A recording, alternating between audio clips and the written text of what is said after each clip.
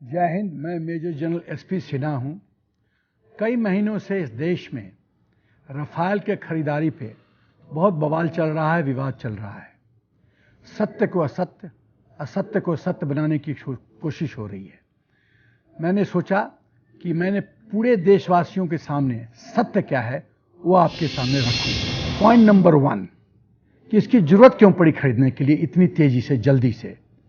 Indian air force को 42 fighter jet air squadrons authorised है और उसके मौजूदा उसकी कंडीशन यह है कि उसके पास 31 फाइटर जेट एयर स्क्वाड्रन्स हैं। तो 11 तो यही कमी हो गई। उसके बाद 11 स्क्वाड्रन जो हैं वो हैं मिग 21 27 के। मिग 21 50 साल से 45 साल 50 साल से भी ज़्यादा सर्विस में एयरफोर्स के है। ये 2022 में सर्विस से बाहर चला जाएगा। तो इंडियन एयरफोर्स की जो फाइटर जेट की जो ऑथराइजेशन है, होल्डिंग है, वो गिर के आ जाएगी 20 पे, मतलब ऑथराइजेशन का आधा। ये कितनी भयानक स्थिति है, इस पे तवज्जो देने की जरूरत है, इस पे चिंतन करने की जरूरत है। अब हम कुछ ऐतिहासिक बिंदु पे आते हैं रफाल डील के प्रोक्योरमेंट के बारे में। देखिए, ये केस रक्षा मंत्री ने 2001 में फाइल पे रिकॉर्ड किया था कि खरीदने की जरूरत है, और रिक्वेस्ट फॉर इंफॉर्मेशन 2001 में ही लागू किया गया। रिक्वेस्ट फॉर प्रपोजल 2007 में लागू किया गया और ग्लोबल टेंडर 2007 में 126 क्वांटिटी का कांग्रेस सरकार ने निकाला।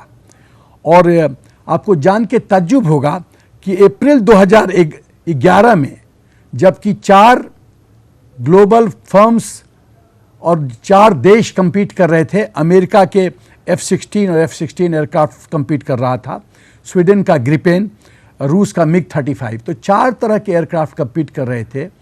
ताज्जुब की बात है कि इस केस पे लिखा गया कि फिर से इस केस का कोई री एग्जामिन किया जाए। पहला प्रश्न उठता है कि 2007 से लेके 2011 तक 4 साल के ये केस री एग्जामिन के लिए क्यों लिखा गया। जनवरी 2012 में रफाल को यूपीए सरकार, कांग्रेस सरकार ने L1 घोषित किया और सेलेक्ट किया। ताज्जुब की बात है कि जब 2012 में कांग्रेस सरकार ने इसको सेलेक्ट किया और L1 घोषित किया, तो जब एंटनी जी से पूछा गया कि आपने खरीदा क्यों नहीं जब L1 घोषित हो गया, तो उन्होंने कहा कि सरकार के पास पैसा नहीं है। जब 18 क्वांटिटी रफाल खरीदने का पैसा नहीं था, तो 126 क्वांटिटी रफाल का टेंडर क्यों किया, प्रश्न ये उठता है। अब आते हैं हम एनडीए गवर्नमेंट के परचेज रणनीति पे। क्या सोच थी? पहला सोच ये था एनडीए सरकार का कि देश की सुरक्षा सबसे अहम है, सबसे प्रमुख है। रेड टेपिज्म को काटने की जरूरत है और जो प्रोसीजर में जो जितनी देरी होती है उसको कम से कम करने की जरूरत है। किसी भी आर्म्स सौदे में लोग कहते हैं कि ब्राइबरी होती है, करप्शन होता है। तो एक जब G2G basis, government to government basis पे या फॉरेन मिलिट्री सेल्स रूट से यदि खरीदा जाए, तो उसमें मिडिलमैन होगा, न ब्राइबरी होगी, न करप्शन का मौका होगा, क्योंकि एक सरकार दूसरे सरकार को घूस नहीं दे सकती। G2G का बेसिस का ये फायदा है। अब हम आते हैं कि G2G बेसिस का फायदा इस देश को क्या हुआ। सबसे पहले ये है कि सरकारी लेवल पे संपर्क होता है, तो एक तरह का आप मान लिए कि सॉवरेन गारंटी मिलती है। दूसरी बात है कि डिलीवरी, जो इक्विपमेंट का डिलीवरी, वो सही वक्त पे मिलता है। प्राइस, कीमत कम होती है, क्योंकि बीच के मिडिलमैन अपना मलाई ऐड नहीं करते हैं, जोड़ते नहीं हैं प्राइस में। न मिडिलमैन है, न ब्रोकर है, न कमीशन एजेंट्स है, तो उनकी जो कीमत है वो जुड़ती नहीं है, तो स्वाभाविक है कि दाम कम होगा। और बेस्ट प्लेटफॉर्म मिलने की ज़्यादा गुंजाइश रहती है, क्योंकि इसमें जो इन्फ्लुएंस, दबाव और प्रभाव डालने की जो प्रतिक्रिया होती है, उसमें G2G बेसिस में कोई गुंजाइश ही नहीं होती। जब हम प्रोक्योरमेंट के मेथोडोलॉजी की बात करते हैं, तो 2 तरह का मेथोडोलॉजी होता है। पहला ग्लोबल टेंडर, दूसरा G2G basis, government to government basis. NDA सरकार ने दूसरा रास्ता लिया, जिसका फायदा मैं बता चुका हूँ। कोई भी प्रोक्योरमेंट में कुछ अहम बातें जो होती है, जो बहुत ही निर्णायक होती है। वो इस तरह से होती है कि ज़रूरत क्या है, परचेज का मेथोडोलॉजी होगा, क्या होगा, कितने क्वांटिटी खरीदने की ज़रूरत है, क्या क्वालिटी चाहिए, प्रोसीजर क्या होना चाहिए, प्राइस क्या होगा, ऑफसेट क्लॉज क्या होगा, और कोई इंपॉर्टेंट महत्वपूर्ण गारंटीज चाहिए क्या, उसकी कीमत क्या होगी। अब हम आते हैं अगले बिंदु पे कि कांग्रेस का एनडीए सरकार की क्या क्या इल्ज़ाम लगाया गया है। पहली बात तो है कि राहुल गांधी ने मोदी जी को चोर कहा है और कहा है कि ये भ्रष्टाचार, ये जो स्कैम है, इस डील में स्कैम है। दूसरी बात राहुल गांधी ने कहा है कि प्रोसीजर फॉलो नहीं किया गया। तीसरी बात उन्होंने उठाया है कि 36 ही क्वांटिटी क्यों खरीदा गया। चौथी बात उन्होंने कहा है कि जो कीमत है वो ज़्यादा है यूपीए सरकार के तहत। और पांचवी बात ऑफसेट क्लॉज का उठाया है, और ऑफसेट क्लॉज में उन्होंने 2 बिंदु पर टिप्पणी की है। पहला कि अनिल अंबानी को ₹30,000 करोड़ का फ़ायदा मोदी सरकार ने, एनडीए सरकार ने किया है। और दूसरी बात ऑफसेट क्लॉज में ही कि हिंदुस्तान एरोनॉटिकल लिमिटेड की अपेक्षा की गई है और उसका जो हक बनता था वो ऑफसेट क्लॉज में उसको नहीं मिला। और पांचवा कि जो तकनीकी डिटेल्स है उसको सार्वजनिक किया जाए। अब हम एक एक चीज़ को हम का विश्लेषण करते हैं। पहला कि भ्रष्टाचार का जो मुद्दा एनडीए सरकार पे, मोदी जी पे लगाया गया है। यदि मोदी जी भ्रष्ट हैं तो ये पैसा गया कहाँ? उनकी माँ ऑटो में क्यों चढ़ती हैं? उनके भाई बहन भी अभी सब इतने गरीबी में क्यों रहते हैं?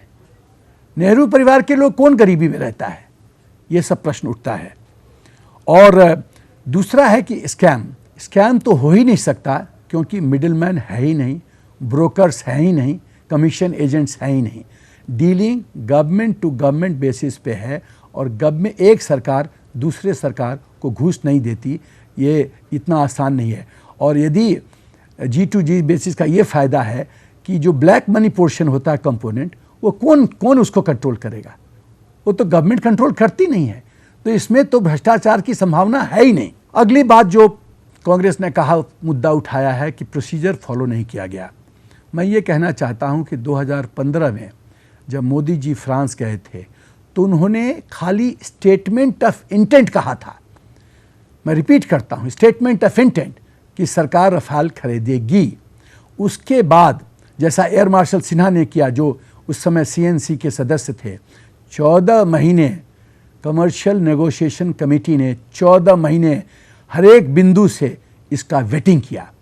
जब सीएनसी ने अपनी प्रतिक्रिया पूरी की, उसके बाद फाइल प्रोसेस हुआ और सीसीएस, कैबिनेट सेक्रेटरी ने अप्रूवल दिया उसके बाद, और उसके बाद ही सप्लाई ऑर्डर प्लेस हुआ। तो प्रोसीजर में कहीं भी कोई कॉम्प्रोमाइज़ नहीं हुआ है, ये सच है। अगला बिंदु जो कांग्रेस ने उठाया है कि 36 क्वांटिटी ही क्यों। पहला तो मैं कांग्रेस से पूछता हूं कि 126 क्वांटिटी क्यों, जब आपके पास पैसा नहीं था 18 खरीदने का। और 36 क्वांटिटी के बारे में मैं ये कहना चाहता हूं कि इंडियन एयरफोर्स जो कि यूज़र है, उसने कहा कि हमको 2 फाइटर जेट एयर स्क्वाड्रन चाहिए। एक फाइटर जेट एयर स्क्वाड्रन में 18 होता है, 2 मतलब 36।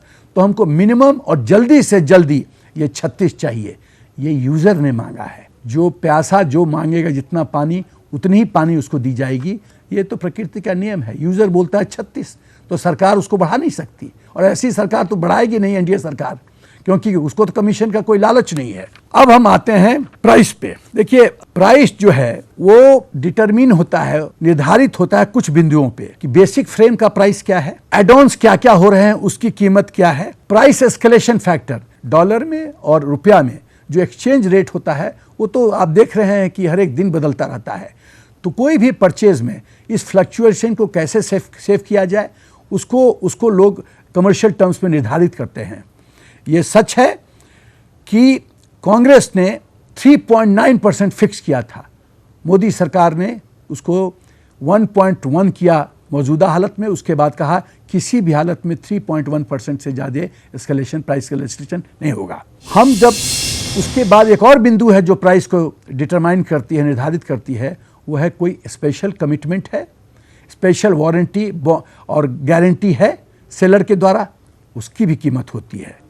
यदि हम एड-ऑन्स की बात करें तो उसमें क्या क्या चीज़ एड-ऑन में महत्वपूर्ण है।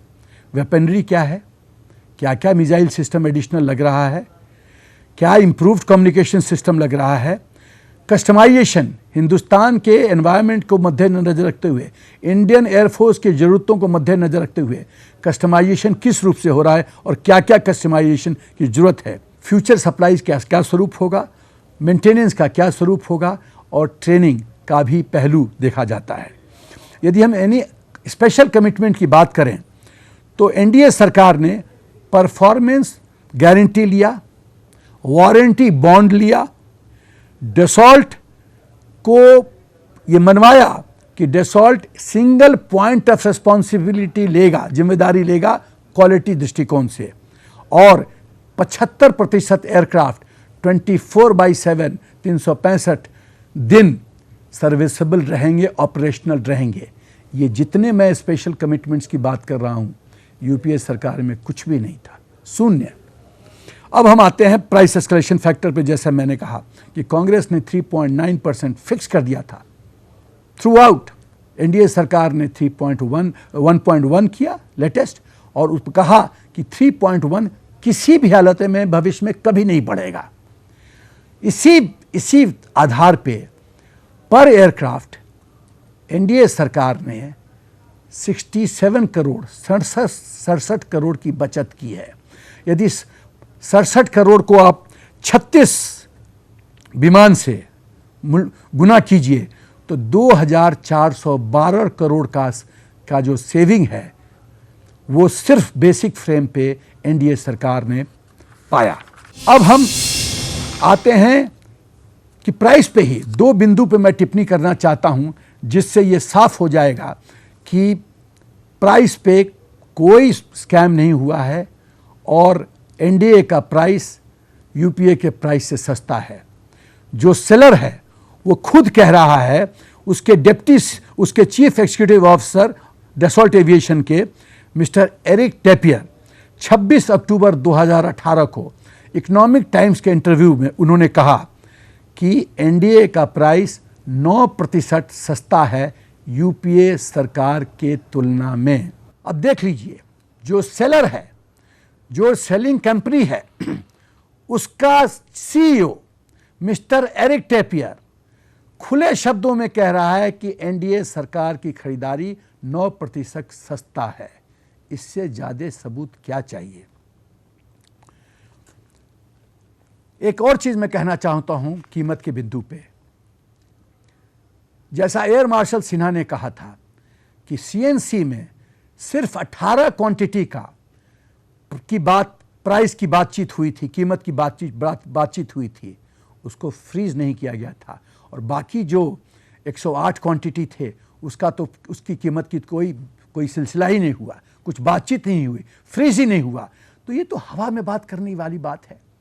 जिस कीमत को आपने फ्रीज ही नहीं किया उसको आप बेस लाइन कैसे ले सकते हैं, ये प्रश्न मैं उठाना चाहता हूं। एक और चीज मैं बताना चाहता हूं कि राहुल गांधी इस तरह से बेतुकी बात करते हैं कि मुझे समझ में नहीं आता है कि वो होश में हैं कि नहीं हैं। वो दिल्ली में और कर्नाटका में कहते हैं कि एयरक्राफ्ट की कीमत 700 करोड़ थी, फिर पार्लियामेंट में कहते हैं कि उसकी कीमत 540 करोड़ थी, जयपुर में कहते हैं उसकी कीमत 540 या 520 करोड़ थी, और हैदराबाद में कहते हैं उसकी कीमत 526 करोड़ थी। मैं पूछना चाहता हूं, इतने महत्वपूर्ण बिंदु पे क्या इतना पुरानी पार्टी के प्रेसिडेंट इस तरह का गैर जिम्मेदारी वाला वक्तव्य दे सकते हैं? कभी कुछ फिगर, कभी कुछ फिगर। इसका मतलब है कि वो सीरियस प्लेयर नहीं हैं, किसी चीज़ की पढ़ाई नहीं करते, जो मन में आता है, मुंह में आता है बोल देते हैं, और इसीलिए उनको सीरियसली लेने की जरूरत नहीं है। अब हम आते हैं ऑफसेट क्लॉज पे। ये सबसे बड़ा महत्वपूर्ण बिंदु है जिसको राहुल गांधी बार बार उठा रहे हैं। पहला कि अनिल अंबानी को 30,000 करोड़ का फायदा पहुंचाया गया। टोटल डील जो एयरक्राफ्ट का है 36 का, वह है 59,000 करोड़, रुपीज 59,000 करोड़। जो ऑफसेट क्लॉज है वो है 50%। तो यदि 50% 59,000 करोड़ का कीजिए तो आता है 29,500 करोड़। लगभग करने के लिए आप मान के चलिए 30,000 करोड़। तो यही 30,000 करोड़ है जो राहुल गांधी कहते हैं कि मोदी जी ने अनिल अंबानी का फायदा करवा दिया, 30,000 करोड़ का। अब मैं कहना चाहता हूं कि डसॉल्ट एविएशन के सीईओ मिस्टर एरिक ट्रैपियर ने यह कहा कि रिलायंस को सिर्फ 3%, मैं रिपीट कर रहा हूं, सिर्फ 3% ऑफसेट क्लॉज मिलेगा। 30,000 करोड़ का 3% कितना होता है? 900 करोड़। और 26 अक्टूबर 2018 को जो इंटरव्यू इकोनॉमिक टाइम्स को एरिक ट्रैपियर ने दिया, मिस्टर एरिक ट्रैपियर ने, उसमें उन्होंने कहा कि जो रिलायंस का जो जेवी का जो वर्थ है वो है 850 करोड़। और मैं ये दिखाना चाहता हूँ पेपर कटिंग इकोनॉमिक टाइम्स का, जिसमें साफ ये लिखा हुआ है कि 3% जेवी मिलेगा रिलायंस को। ये देखिए, ये एरिक ट्रैपियर कह रहे हैं, ये मैं नहीं कह रहा, ये बीजेपी नहीं कह रही है, ये एनडीए सरकार नहीं कह रही है। ये 3% ऑफसेट मिलेगा रिलायंस को। तो झूठ तो यहीं साबित हो जाती है। एरिक ट्रैपियर ने उस इंटरव्यू में 26 अक्टूबर को जो 2018 को इंटरव्यू हुआ इकोनॉमिक टाइम्स के साथ, उसमें एक और बात कही कि पूरे वो 100 कंपनी के साथ बातचीत कर रहे हैं एमओयू करने के लिए, ऑफसेट पार्टनर बनने के लिए। अनिल अंबानी उस 100 में से एक हैं। एरिक ट्रैपियर ने भी कहा कि उसमें से 100 में से 30 का एमओयू साइन हो चुका है, 70 अभी बचे हुए हैं। तो जब अनिल अंबानी का ग्रुप 100 में से एक कंपनी है, तो सिर्फ एक कंपनी 30,000 करोड़ का जेवी वैल्यू कैसे उठा सकती है? ये मेरा अगला प्रश्न है। इसका मतलब है फिर राहुल गांधी हवा में बात कर रहे हैं। ये एक चीज जानना बहुत जरूरी है कि डीआरडीओ को भी एक मेजर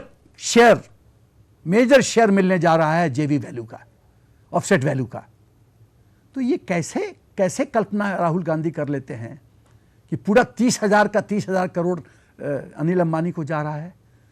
तो बाकी जो 99 कंपनी होंगे वो क्या करेंगे? उनका नाम खाली कागज में होगा क्या? और एक चीज और मैं बताना चाहता हूं कि राहुल गांधी जो कह रहे हैं कि हिंदुस्तान एरोनॉटिक्स लिमिटेड का जो तिरस्कार किया गया, अनादर किया गया, उनको अपना शेयर नहीं मिला है, उसके बारे में भी मैं टिप्पणी करना चाहूँगा। एक और बात कि ऑफसेट पार्टनर चुनने की जिम्मेदारी ओईएम का है, ओरिजिनल इक्विपमेंट मैन्युफैक्चरर सेलर, इस केस में डसॉल्ट। और ये डीपीपी के तहत है, डिफेंस प्रोक्योरमेंट प्रोसीजर, जिसको कांग्रेस सरकार ने 2002-2003 में बनाया था। उस समय मोदी कहाँ थे? अब मैं कुछ प्रश्न कांग्रेस से पूछना चाहता हूं ऑफसेट क्लॉज के बारे में। ऑफसेट क्लॉज डीपीपी के तहत बना। ये ऑफसेट क्लॉज बनाया किसने? कांग्रेस ने।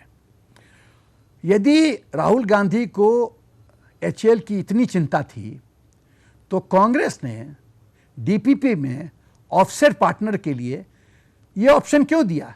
पीएसयू या प्राइवेट कंपनीज? प्राइवेट कंपनीज डालना ही नहीं चाहिए था। आप यदि इतने टेम्पल्स ऑफ इंडिया के बारे में चिंतित हैं तो आपने प्राइवेट कंपनी क्यों डाला? मेरा अपना ख्याल है कि कांग्रेस ने प्राइवेट कंपनी को इसलिए डाला क्योंकि पिछले दरवाजे से वो ऑफसेट इंडिया सॉल्यूशंस, जिसका मालिक है संजय भंडारी और जिसका कनेक्शन रॉबर्ट वाड्रा के साथ पूरे देश में सभी लोगों को ज्ञान है, उसको मदद करने के लिए प्राइवेट इंडस्ट्री का नाम डाला गया था। एक और चीज़ कि जो 2013 में एयर शो हुआ था बेंगलुरु में, उसमें मिस्टर एरिक ट्रैपियर ने कहा था कि हम लोगों ने रिलायंस ग्रुप को शॉर्टलिस्ट किया है एज ए पॉसिबल जेवी ऑफसेट पार्टनर। 2013 में मोदी जी कहाँ थे? मैं ये प्रश्न पूछना चाहता हूँ।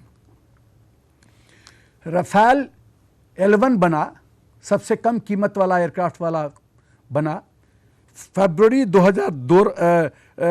2012 में। फरवरी 2012 में डसॉल्ट ने रिलायंस ग्रुप को सेलेक्ट किया एज ए जेवी ऑफसेट पार्टनर 2012 और 2013 में मोदी जी कहाँ थे?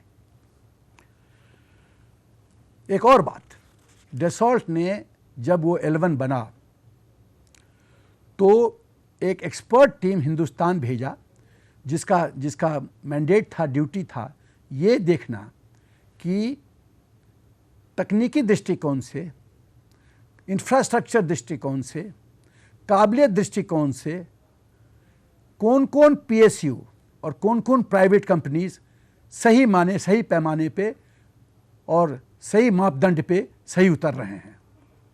आपको जान के ताज्जुब होगा कि उस एक्सपर्ट टीम ने HL को रिजेक्ट कर दिया था और उसी एक्सपर्ट टीम ने रिलायंस को चुना। उस समय मोदी जी कहाँ थे? क्या ये सच नहीं है कि डेसॉल्ट ने HL के बारे में कहा कि यदि HL मैन्युफैक्चर करती है 108 क्वांटिटी रफाल तो single point of responsibility quality दृष्टिकोण से डेसॉल्ट नहीं लेगा। तो जब क्वालिटी दृष्टिकोण से HL जिम्मेवारी लेने के लिए नहीं तैयार था, फिर आप किस HL की बात कर रहे हैं? 11/10/2018 को डेसॉल्ट ने ये साफ किया है कि रिलायंस के साथ JV पार्टनरशिप उनके अपनी मर्जी से हुआ है और इसमें सरकार का कोई हस्तक्षेप नहीं है। क्या ये सच नहीं है कि ऑफसेट पार्टनर का डिटेल्स देने की जो तिथि है वो है सितंबर या अक्टूबर 2019? ऑफिशियली अभी तक डेसॉल्ट ने किसी भी कंपनी का नाम सरकार को या MOD मिनिस्ट्री ऑफ डिफेंस को नहीं दिया है। तो ये अटकलबाजी ऑफिशियली नाम देने के पहले ही ये अटकलबाजी कांग्रेस के तरफ से क्यों शुरू हो रही है और इतना हंगामा क्यों मचाया जा रहा है, इस पर भी सोचने की जरूरत है। क्या ये सच नहीं है कि यदि जो भी एयरक्राफ्ट रफाल के बनते हिंदुस्तान में तो उसके लिए क्वालिटी सर्टिफिकेशन डेसॉल्ट की तरफ से देने का प्रावधान था, जो डेसॉल्ट ने रिफ्यूज़ कर दिया, मना कर दिया कि यदि HL बनाएगी तो हम क्वालिटी सर्टिफिकेशन नहीं देंगे। तो जब ऐसी परिस्थिति थी उस समय कांग्रेस सरकार ने क्या किया, इस पर चिंतन करने की जरूरत है। मेरा सवाल क्वेश्चन से कांग्रेस से कुछ इस तरह से है कि जब एंटनी ने कहा, जब प्रेस ने उससे पूछा कि जब आपने L1 घोषित कर दिया, सब कुछ कर लिया, तो आपने खरीदा क्यों नहीं? तो उन्होंने कहा कि हमारे पास पैसा नहीं था।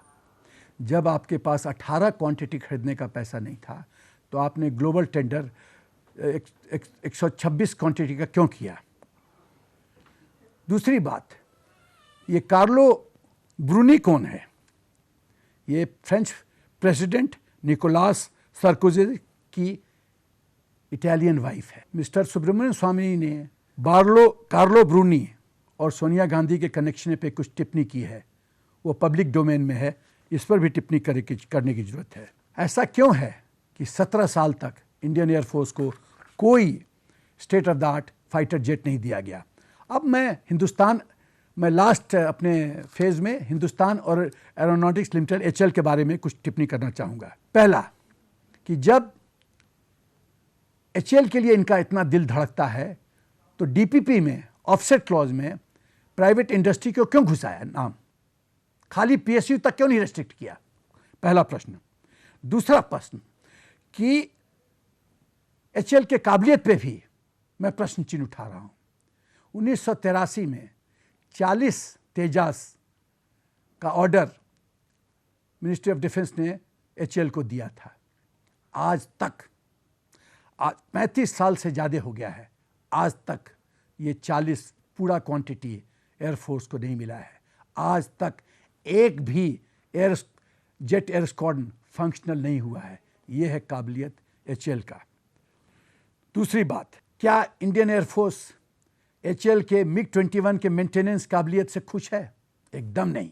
हमारी एयरफोर्स की लेडीज़ उसको फ्लाइंग कॉफिन्स बोलती हैं। उसके बाद मैं एक प्रश्न पूछना चाहता हूँ कि HL की जो काबिलियत है तेजास बनाने की है वो 6 से 8 है हर एक साल में। जब साल में 6 से 8 बनाने की इसकी काबिलियत है और 35 साल हो गए तो ये रफाल के साथ ये क्या करते, ये उत्तर बहुत साफ है कि रफाल के साथ भी डिले होता, जो कि इंडियन एयरफोर्स अफोर्ड नहीं कर सकता था। इसीलिए रफाल ने मना किया था। अगला प्रश्न मैं ये पूछना चाहता हूं कि जब कांग्रेस सरकार एनडीए सरकार के पहले थी 10 साल, तो एचएएल के technical capability, production capacity, infrastructure बढ़ाने के लिए क्या किया, ये कांग्रेस बताए। 2013 में यूपीए गवर्नमेंट ने एक शपथ पे एफिडेविट दिया है और एचएएल को ब्लेम किया है मिग-21 में जितने भी एक्सीडेंट हुए हैं उसके कारण के लिए एचएएल को ब्लेम किया है, उसको गुनाहगार साबित किया है। आपके रिजीम में आप खुद एफिडेविट दे रहे हो और आज राहुल गांधी आपके आंसू टपक रहे हैं कि एचएएल को क्यों नहीं दिया। आप जवाब दीजिए कि वो एफिडेविट कांग्रेस सरकार ने कैसे दिया। 2012 में एंटनी ने एक पार्लियामेंट्री कमेटी ऑन डिफेंस, जिसके सदस्य थे मनीष तिवारी, सुरेश कलमडी, जिंदल जी, के.एस. देव, शशि थरूर और एच.के. दुआ, इस पर तेजास पे बात हो रही थी कि तेजास का प्रोडक्शन में इतनी देरी क्यों हो रही है। और एंटनी ने कहा कि सच ये है कि जो प्रोडक्शन है तेजास का, वो एचएएल के कैपेबिलिटी के बाहर की बात है और हम लोग को तरीका ढूंढना पड़ेगा कि इसकी प्रोडक्शन कैपेसिटी कैसे बढ़ाया जाए। सवाल ये पूछता है कि जब एचएएल, आप ही के दृष्टिकोण में एचएएल की काबिलियत मैंने पूरा साफ कर दिया कि एचएएल की क्या काबिलियत है, तो क्या जो एचएएल तेजास नहीं बना सकता, वो HAL state of the art latest technology Rafale बना सकता है।